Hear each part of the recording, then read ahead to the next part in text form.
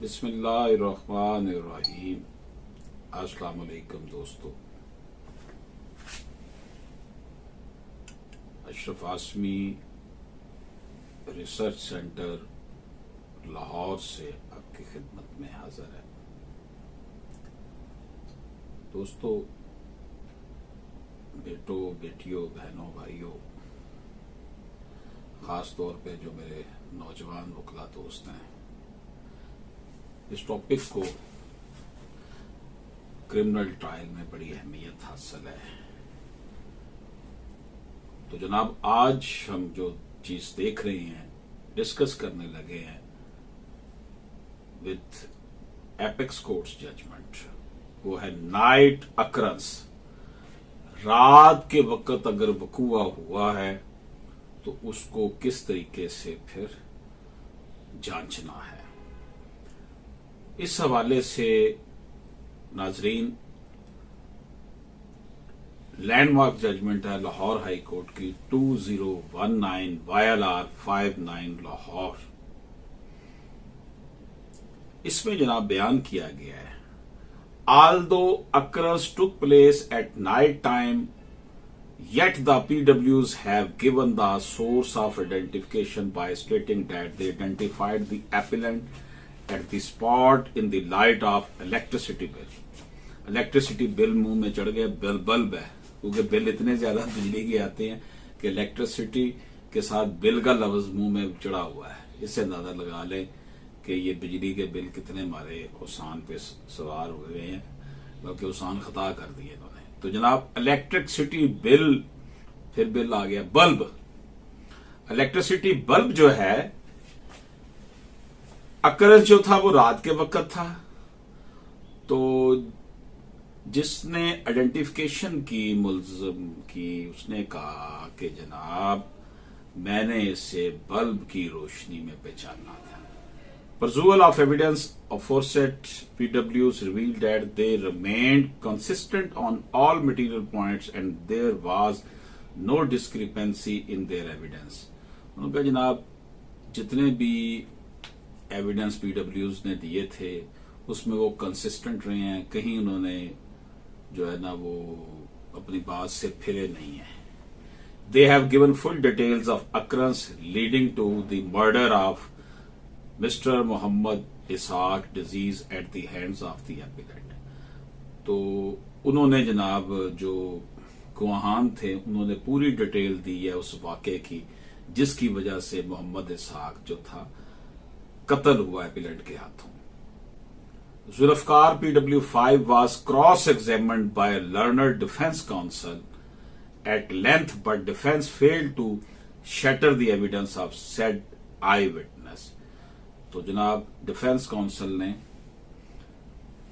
बड़ी तफसील के साथ PW5 जुल्फकार पर जो है वो क्रॉस एग्जामिनेशन किया, जिरा की, लेकिन उस आई विटनेसेस ने, चशमदीद गवाहान ने जो भी एविडेंस दिए थे वो डिफेंस काउंसिल उनके अंदर कोई दरार नहीं डाल सका, वो अपनी बात पर कायम रहे।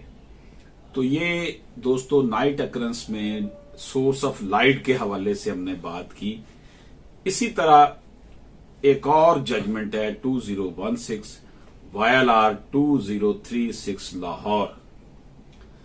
इसमें जनाब बात की गई है कि these 3 eyewitnesses stated in their statements that electric bulb installed outside the shops in the bazaar were on at that time of occurrence at the place of occurrence। उन्होंने कहा जनाब 3 जो चशमदीद गवाह थे उन्होंने बयान किया अपने कि जनाब बिजली का बल्ब जो था वो दुकान के बाहर लगा हुआ था बाजार में जहां पर ये वाकया पेश आया। And there is no question of mis identity of the accused, so sufficient light was available at the time of occurrence. जिस वक्त अकरेंस हुई उस वक्त अच्छी खासी रोशनी थी उस बल्ब की वजह से जो दुकान के बाहर लगा हुआ था। इसलिए ये क्वेश्चन पैदा होना कि सही तौर पर पहचाना नहीं गया, गलत है। तो दोस्तों, भाइयों, नाज़रीन, 2016 YLR 2036 में ये नरेट किया गया था कि रोशनी अगर है, उस हवाले से सोर्स ऑफ लाइट क्या था, हमने आपकी खिदमत में 2 जजमेंट्स पेश की। इसी तरह अगर absence of source of light ना हो आइडेंटिफिकेशन में, तो फिर क्या होगा? इस हवाले से बड़ी इंपॉर्टेंट जजमेंट है 2009 SCMR 436। Admittedly, the occurrence took place in the dark hours of the night. It has not been disclosed as to how the witnesses were able to identify the culprits. As such, the accused is entitled to benefit of doubt. उन्होंने कहा जनाब ये माना जा रहा है कि अंधेरा था बहुत ज्यादा जिस वक्त ये वाकया हुआ रात के वक्त, और ये भी बयान नहीं किया जा सका कि विटनेसेस ने उनको फिर उसको कैसे पहचाना अंधेरे में। इसलिए जो बेनिफिट ऑफ डाउट है वो अक्यूज को शक का फायदा दिया जाता है। इसी तरह दोस्तों absence of source of light के हवाले से जब हम बात करते हैं तो एक और जजमेंट है 2002 SCMR 1289। Occurrence had taken place at night and identification of the petitioner as the accused in moonlight and torchlight was questionable, particularly when the torch mentioned in the FIR had not been taken into possession by the police. जनाब रात के वक्त वाकया हुआ और जिन petitioner की जो identification की गई as accuse in the moon light and torch light के जनाब हमने मुलजम को टॉर्च की रोशनी में और उसके साथ साथ चांद की रोशनी में देखा। अब वो अदालत ने फैसले में लिखा है ये कि सुप्रीम कोर्ट का फैसला है कि particularly when the torch mentioned in the affair had not been taken into possession by the police. कहता फिर ये सवाल ही है कि जिस टॉर्च का जिक्र किया जा रहा है वो पुलिस ने वो तो कब्जे में ली नहीं है, ऊपर से चांद की रोशनी थी, इसलिए समझ लें कि absence of source of light ना होने की वजह इसका फायदा बेनिफिट ऑफ डाउट अक्यूज्ड को होगा। इसी तरह दोस्तों 1977 SCMR 347 इसमें यह कहा गया है कि identification in moon light in the village site, villagers I site is better than people living in urban areas, identification accepted. उनका मून लाइट में, अब यहां पर ये देखें कि चांद की रोशनी में गांव में जो वकूआ हुआ उसको मान लिया गया। इसमें अदालत ने लिखा है कि जो देहाती होते हैं, शहरियों की निस्बत देहातियों की जो नजर तेज होती है और वो मून लाइट में पहचान लेते हैं, इसका मतलब है ये जो आइडेंटिफिकेशन हुई है, निशानदेही हुई है मुल्जमान की, ये दुरुस्त है। दोस्तों ये जो जजमेंट्स दे रहे हैं ये एब्सेंस ऑफ लाइट के हवाले से हैं। इसी तरह 2014 SCMR 348 में कहा गया identification in light from sky after sunset, Twilight कहते हैं इसे, कि light from sky after sunset, sunset जैसे ही होता है उस वक्त की जो रोशनी होती है, was believed by the court. आपने देखा होगा जब सूरज गुरूब हो जाता है तो उस वक्त भी अच्छी खासी रोशनी दिखाई दे रही होती है। आप जब देखें ना, जब मगरब की अजानें हो रही होती हैं तो हम देखें बाहर का माहौल तो रोशनी अच्छी खासी होती है, तो उसमें जो आइडेंटिफिकेशन की गई सुप्रीम कोर्ट ऑफ पाकिस्तान कहता है कि वो मानी जाएगी। इसी तरह नाजरीन 2011 SCMR 1157 और 2003 SCMR 98 में यह कहा गया है कि headlights of the car were sufficient for identification when accused was now two witnesses। यानी कि अगर वो अक्यूज जो है उसको पहचानते थे, गवाहान जानते थे और फिर जानते हुए जब उन्होंने कार की रोशनी में उसको देखा तो पहचान लिया कि यही मुल्ज़म है। यानी कि बंदा पहले से उसको जानता हो और फिर बाद में गाड़ी की, कार की हेडलाइट्स की रोशनी में फिर देख लेता है कि ये तो वही बंदा है और यही मुल्ज़म है। इसी तरह दोस्तों आपकी खिदमत में एक और point, court can take judicial notice of time and date of occurrence under article 11112 of कानून शहादत order 1984. Court took help from the क्या कर सकती है जी? कोर्ट कह सकती है कि टाइम, डेट और अकरेंस कहां से, उसके हवाले से भी देख सकती है. To ascertain the actual time of some setting during the day of occurrence. तो court took help from the website also timeanddate.com से.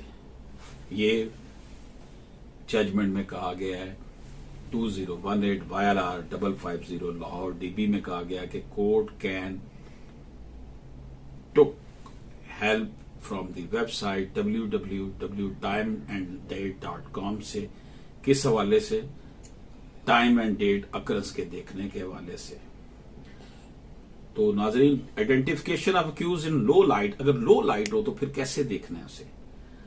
ये 2019 SCMR 610 में कहा गया है कि where complainant and accuse parties were closely related to each other, the identification of a close relative accuse even in low light was not a big deal. अगर मुल्जमान जो हैं और जो कंप्लेनेंट हैं ये आपस में बड़े क्लोज रिलेटिव्स हैं, तो फिर लो लाइट में भी इनको अगर एक दूसरे उसको पहचान लेते हैं मुल्जम को, तो फिर इसका कोई बड़ी बात नहीं है. क्योंकि बंदा जब बहुत ज्यादा क्लोज रिलेटिव होता है तो उसका साया, उसकी शक्ल, सब कुछ उसके ज़हन में होता है. इसी तरह आपको मजीद कुछ रेलिवेंट केसेस बता देता हूं. 2019 SCMR 956, 1997 SCMR 174, 1968 SCMR 161, 2018 PCR LJ 1104 Lahore, 2018 MLD 1072 Lahore. नाज़रीन, ये जो गुफ्तगू है नाइट अकरेंस के हवाले से, ये खास तौर पर नौजवान वकला के लिए, लॉ स्टूडेंट्स के लिए और मेरे जो दोस्त प्रैक्टिसिंग लायर हैं उनके लिए इंतहाई इंपॉर्टेंट है. इसमें हमने बहुत अहम जो जजमेंट्स थी उनके हवाले से गुफ्तगू की कि नाइट अकरेंस में अगर तो लाइट का पहले सोर्स देखना क्या है, फिर जनाब ये देखा गया है कि लाइट अगर है, बल्ब है, चांद की रोशनी है, टॉर्च की रोशनी है, कार की हेडलाइट्स की रोशनी है, इसको देखा गया. अगर लाइट नहीं है तो फिर क्या है जनाब? उसमें फिर चांद की रोशनी को या क्लोज रिलेटिव को पहचानना. इसी तरह court can take judicial notice of time and date of occurrence under article 11112 of कानून शहादत 1984. ये वेबसाइट से भी हेल्प ले सकती है, ये भी कहा गया है divisional bench Lahore high court के फैसले में.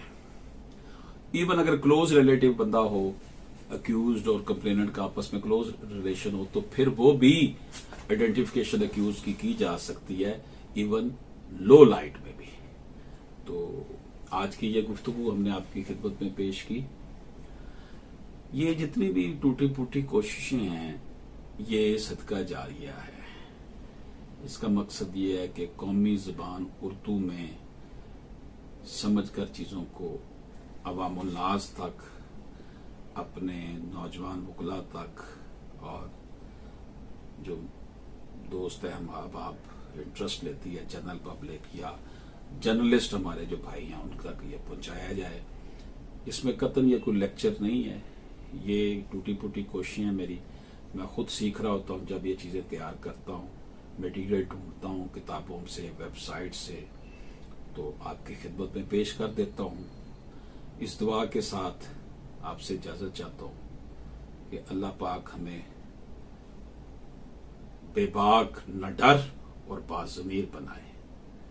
इजाज़त दीजिए. अल्लाह हाफिज.